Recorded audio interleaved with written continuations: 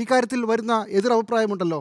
ഈ എന്തുകൊണ്ടാണ് രാഹുൽ മാങ്കൂട്ടത്തിലിനെ ഇപ്പോൾ പിടിച്ചത്, രാഹുൽ മാങ്കൂട്ടത്തിന് വേണ്ടി ഇതുവരെ എന്തുകൊണ്ടാണ് പരാതി വരാതിരുന്നതെന്നൊക്കെ ഉള്ള വാദങ്ങൾ വരുന്നുണ്ട്. പക്ഷേ രാഹുൽ മാങ്കൂട്ടത്തിൽ അറസ്റ്റ് ചെയ്യപ്പെട്ടില്ലെങ്കിൽ ആർക്കാണ് പ്രയോജനം എന്ന് ആലോചിച്ച് നോക്കൂ.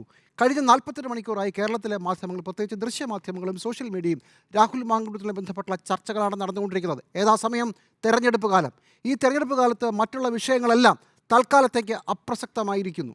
ഇന്ന് 3-ാം ദിവസമാണ് കേരളത്തിലെ ചാനലുകൾ ഈ വിഷയം ചർച്ചയ്ക്കെടുക്കുന്നത്. 7 മണിക്കും 8 മണിക്കും 9 മണിക്കുമൊക്കെ പ്രധാന വാർത്തകളിലെല്ലാം ലീഡ്. രാവിലെയും ഇതുതന്നെയാണ് പ്രധാനപ്പെട്ട വാർത്ത. അങ്ങനെ ഒരു പ്രയോജനം അതുകൊണ്ട് ആർക്കുണ്ടാകും? അത് തീർച്ചയായിട്ടും തിരഞ്ഞെടുപ്പിനെ ഫേസ് ചെയ്യുന്ന എതിർകക്ഷിക്കായിരിക്കുമല്ലോ സ്വാഭാവികമായും. അങ്ങനെയല്ലേ പാടുള്ളൂ. അങ്ങനെയാണെങ്കിൽ ഇത് ബോധപൂർവം രാഹുൽ മാങ്കൂട്ടത്തിലിൻ്റെ അറസ്റ്റ് വൈകിക്കുന്നതാണോ? അതാണ് ന്യായമായും ഉയർന്ന സംശയം. അറസ്റ്റ് വൈകിക്കുകയാണ് എന്നുള്ളതാണ് ഞാൻ കരുതുന്നത്. എന്തിനാണെന്നുള്ളത് പോലീസ് തന്നെ മറുപടി പറയണം. നമുക്ക് മനസ്സിലാകുന്നതനുസരിച്ച് പോലീസ് രാഹുൽ മാങ്കൂട്ടത്തിലിനെ അറസ്റ്റ് ചെയ്യേണ്ട എന്ന് തീരുമാനിച്ചിട്ടില്ല എന്നാണ്. വ്യാപകമായി വലവിരിക്കുന്നുള്ളതാണ് റിപ്പോർട്ടർ TV അല്പം മുമ്പ് വരെ കൊടുത്ത വാർത്ത. വിശദമായി പരിശോധന നടത്തുന്നു. രാഹുൽ മാങ്കൂട്ടത്തിലിൻ്റെ ഫോൺ ട്രേസ് ചെയ്യാൻ ശ്രമിക്കുന്നു. അപ്പോഴാണ് മനസ്സിലാകുന്നത് ഫോൺ ഇടയ്ക്കിടയ്ക്ക് സ്വിച്ച് ഓൺ ആകുന്നുണ്ട്, പിന്നെ ഓഫാണ്. അത് രാഹുൽ മാങ്കൂട്ടത്തിൽ കബളിപ്പിക്കാൻ ചെയ്യുകയാണെന്നൊക്കെ.